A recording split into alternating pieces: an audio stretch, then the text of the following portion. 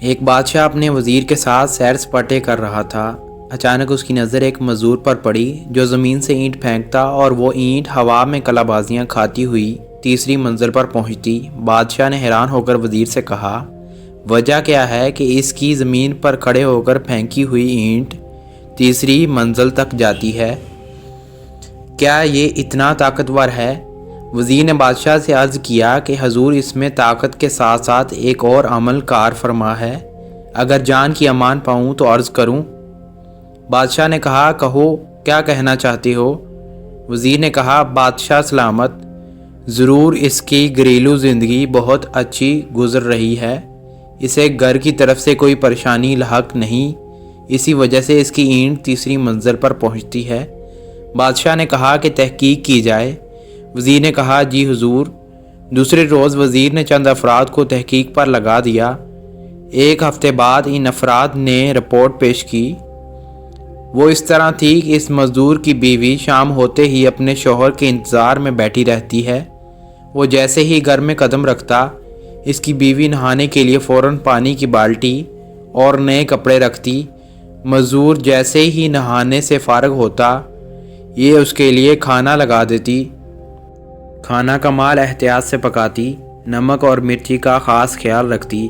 کھانے سے فارغ ہونے کے بعد لیٹنے کے لیے بستر لگاتی۔ سونے سے پہلے اپنے شوہر کو پینے کے لیے دودھ دیتی۔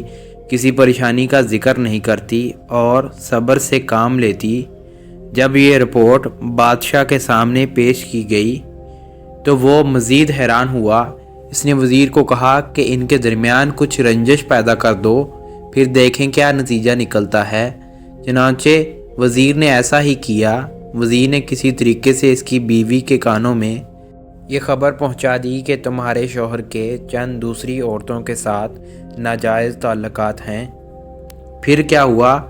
شام کو مزدور جو ہی گھر پہنچا تو کیا دیکھتا ہے، نہ تو نہانے کے لیے پانی کی بالٹی ہے، نہ ہی کھانے کا انتظام ہے اور نہ ہی سونے کے لیے بستر۔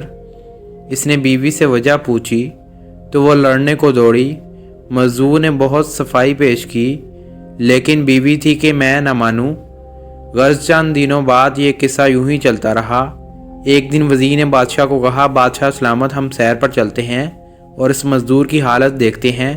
بادشاہ وزیر سمیت سیر پر نکلا اور اسی مزدور کے پاس پہنچے تو کیا دیکھتے ہیں کہ مزدور لاکھ کوشش کرتا ہے لیکن اینٹ پہلی منزل سے اوپر جاتی ہی نہیں۔